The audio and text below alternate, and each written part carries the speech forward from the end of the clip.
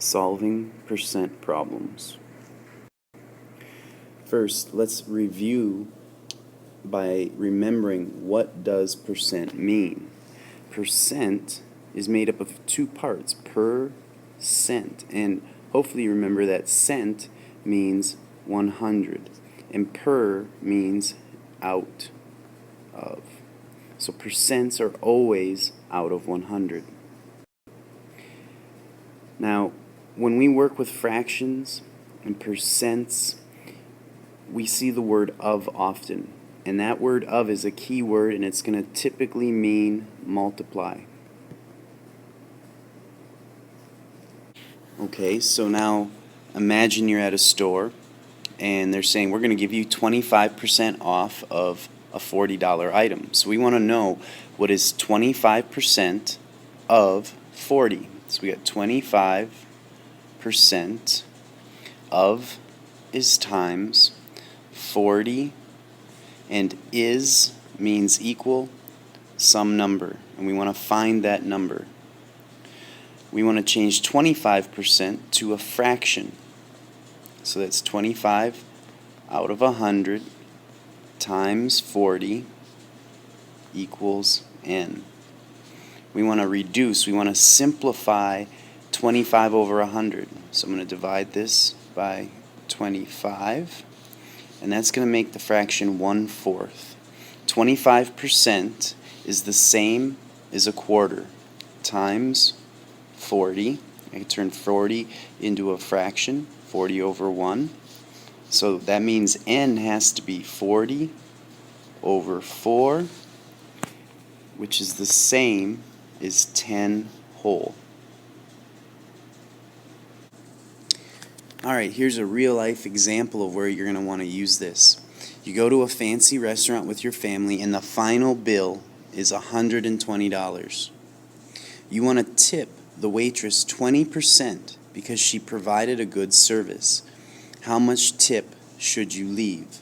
So we want to find out what is 20% of $120.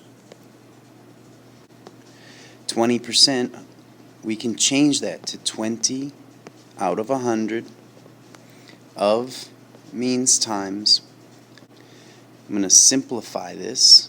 So 20 divided by 20 and 100 divided by 20 is 1/5 times 120 over 1, because I want to turn that into a fraction.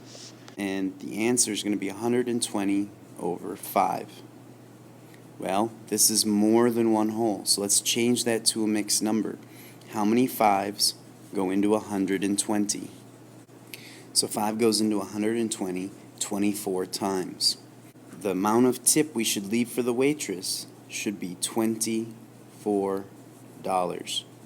20% of $120 is a $24 tip.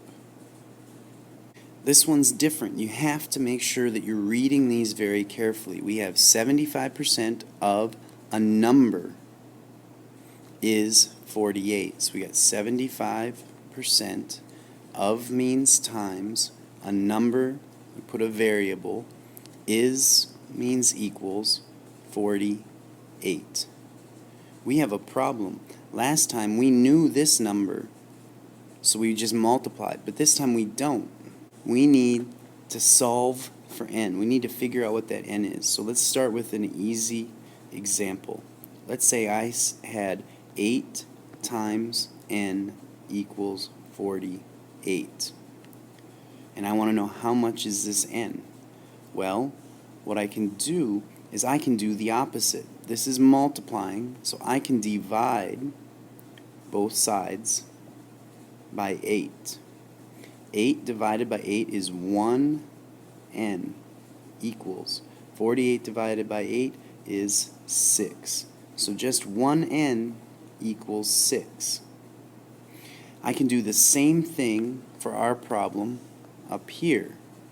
I want to divide both sides by 75% so that the 1n will be equal to 48 divided by 75%.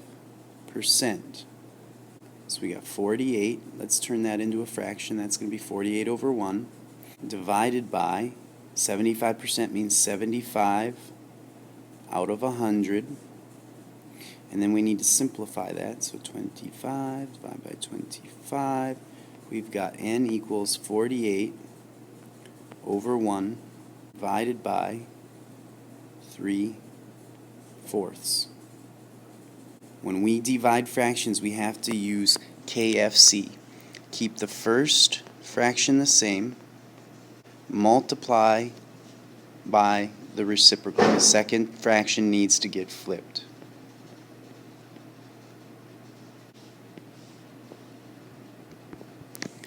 So 48 over 1 times 4 over 3 is 192 over 3.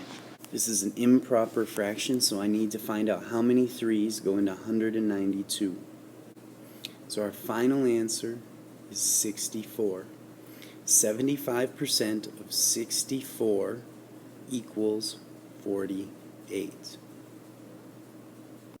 That was a little tough. Let's try one more. 120% of is times what number is some variable is 72. Get rid of this multiplying by 120%. We're going to divide both sides by 120%.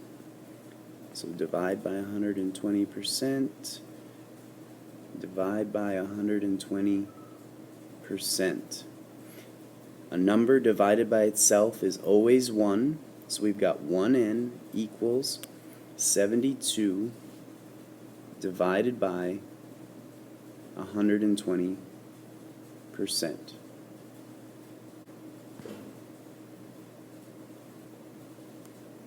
So n equals 72 over 1. We're going to turn that into a fraction divided by, let's change 120% into a fraction, so that's going to be 120%.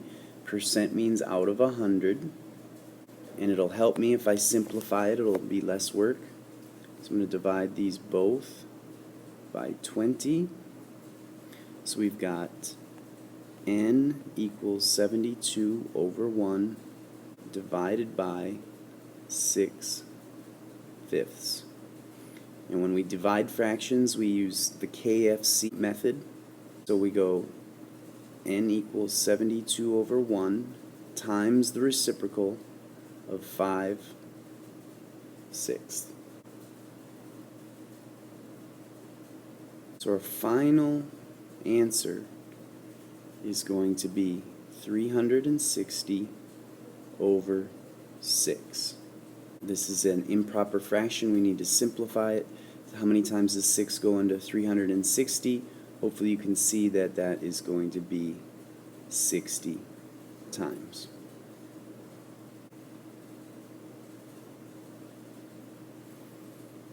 So 120% of 60 is 72.